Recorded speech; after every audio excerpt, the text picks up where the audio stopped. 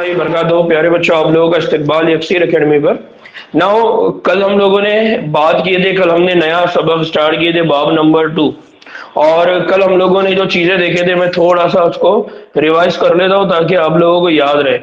तो कल हमने जब सबक स्टार्ट करे थे, सबक की शुरुआत किए थे, तो हमने कहा था कि जो पौधे होते हैं उसमें दो किस्म होती है। एक पौधे वो होते हैं जिनको हम कहते हैं फूलदार पौधे, एक वो होते हैं जो गैर फूलदार पौधे होते हैं। तो फूल असल में किसी भी पौधे का सेक्सुअल पार्ट कंसीडर किया जाता है, या ये तस्वुर किया जाता है कि अगर कहीं पर फूल लग रहा है, इसका मतलब अब वो तौलीद के अमल के लिए क्या हो चुका है, मैच्योर हो चुका है, पुख्ता हो चुका है। अब उससे उसकी आगे की नई जनरेशन बनेगी, ये तस्वुर किया जाता है।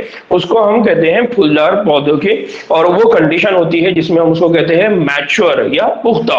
फिर हमने कल देखा था कि जो फूल होते हैं उसमें चार हिस्से होते हैं। एक होता है कैलिक्स, एक होता है कोरोला, एक होता है गायनोशियम, एक होता है एंड्रोशियम। ठीक है, तो कल हम लोगों ने ये बेसिक साख्ते देखा था। उसके बाद मैंने एक चीज जो आपको बोला था कि जो एंड्रोशियम होता है, यानी जो नर तौलीदी साख्त होती है, उस नर तौलीदी साख्त में जो एक इंपॉर्टेंट साख्त है उसको हम कहते हैं स्टमन। और स्टमन के अंदर दो बहुत इंपॉर्टेंट हिस्से होते हैं। एक को हमने कहा था फिलामेंट, दूसरे को हमने कहा था एंथर। इसी तरह से गायनोशियम के अंदर क्या होता है, गायनोशियम के अंदर हमने कहा कि एक पार्ट होता है, उसको कहा था पिस्टिल। अभी पिस्टिल में क्या क्या होता है हम उसको आगे देखेंगे। उसमें एक होता है जिसको हम कहते हैं स्टिग्मा, स्टाइल, और होता है ओव्यूल, जिसको हम आगे देखने वाले हैं। तो कल हमने ये दो पार्ट्स की बात किए थे। फिर उसके बाद हमने कहा था कि जो एंथर होता है, इस एंथर को अगर आप देखते हैं तो इस पूरे स्टमन का ये जो पार्ट है एंथर, इसके अंदर क्या होता है, इस एंथर के अंदर फिलामेंट होता है जो बहुत लंबा होता है, सतवा होता है। दूसरा हमने कहा था कि एंथर कैसा होता है, तो हमने एंथर के मामले में कहा था कि वो कैसा होता है, दो गोशी साख्त होती है, और इसकी जो वॉल होती है उसको हम कहते हैं थीका, और वो दो होती है इसलिए हमने उसको कहा था डायथीका। फिर हमने कहा कि ये जो हिस्सा होता है ये कहां पर अटैच होता है, तो वो जो आखिरी हिस्सा जहां पर ये अटैच होता है वो हिस्सा होता है थैलामस, और उस थैलामस के पास से क्या निकलती है, पेटल्स निकली हुई होती है।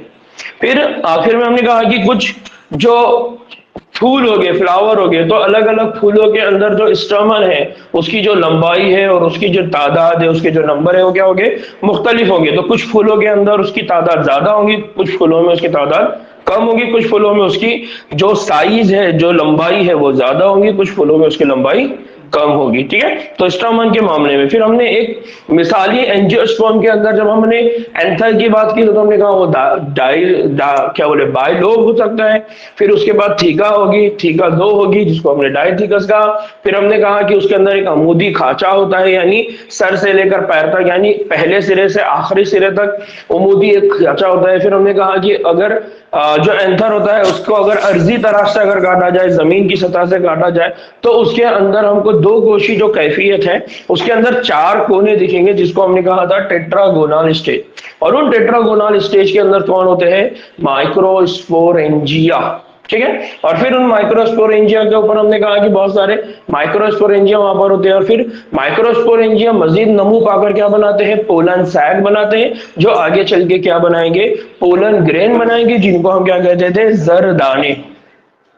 फिर हमने कहा कि जो माइक्रोस्पोरेंजिया होता है तो वो कैसा होता है, तो हमने कहा कि जो एक माइक्रोस्पोरेंजिया होता है उसमें चार लेयर्स होती है, चार तय होते हैं, चार गिलाफ होते हैं। तो एक को हमने कहा था एपिडर्मिस, दूसरे को कहा था इंडोथीशियम, तीसरे को कहा था मिडल लेयर, और जो चौथा होता है उसको हमने कहा था टेपेडम।